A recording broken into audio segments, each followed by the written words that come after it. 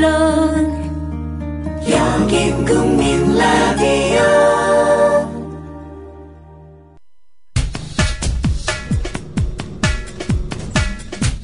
안녕하세요. 주간브리핑 하이파이브의 김민지입니다. 먼저 첫 번째 소식입니다. 김정은 북한 노동당 제1비서가 오는 5월 러시아를 방문할 것으로 알려졌습니다. 러시아 대통령궁공보실은 한 방송에 보낸 이메일에서 김 비서의 2차 세계대전 승전 70주년 기념행사 참석이 확인됐다고 밝혔습니다.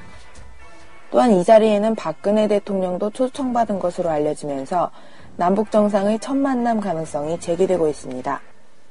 남북관계 개선 의지나 러시아와의 관계를 볼 때 박 대통령의 참석 가능성도 높아 보이는 것이 사실입니다.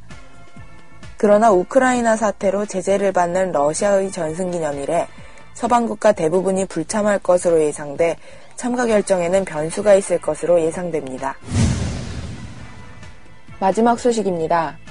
남북 양측 지도자들이 긍정적인 신년 인사로 문을 열었던 2015년이 벌써 첫 달 마지막 주에 접어들었지만 남북이 관계 개선은커녕 줄다리기만을 이어가고 있습니다. 북한은 지난 25일 국방위원회 정책국 성명을 발표해 대북전단 살포 중단과 한미 군사훈련 중지를 비롯한 실천적 행동을 보이라고 남측에 촉구했습니다.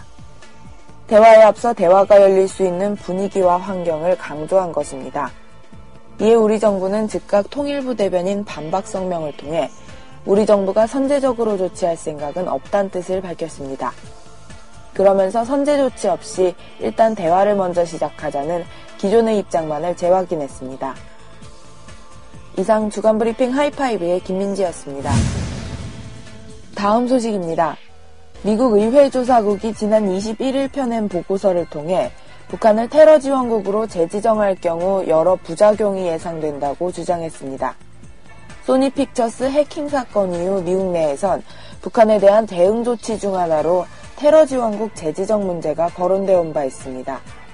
그러나 보고서는 북한이 이미 유엔 안보리 결의 등으로 많은 경제 제재를 받고 있어 추가적 제재는 별다른 효과를 보지 못할 것으로 전망했습니다. 또 북미 관계는 물론 남북 관계 개선도 가로막는 등 국제관계에 부정적 영향을 줄 것이라고 밝혔습니다.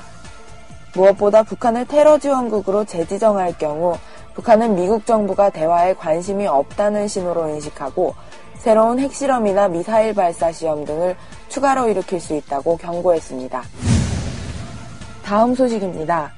신년 국정연설에서 북한을 아예 언급하지 않았던 버락 오바마 미국 대통령이 유튜브 인터뷰에서 북한이 결국 붕괴될 것이라고 말했습니다. 오바마 대통령은 북한 정권이 잔혹하고 폭압적이며 주민들을 제대로 먹일 수조차 없다고 비판했습니다.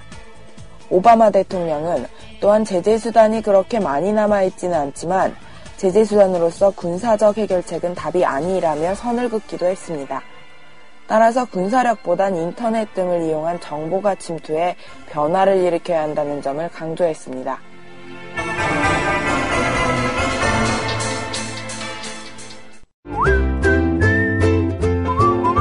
국민라디오 팟캐스트 응원하는 가장 쉬운 방법 아시나요? 다운로드하기, 별점 주기, 댓글 달기, 구독하기. 국민라디오 팟캐스트 널리 알리는 가장 쉬운 방법 다운로드하기, 별점 주기, 댓글 달기, 구독하기. 기억하세요. 다운로드하기, 별점 주기, 댓글 달기, 구독하기.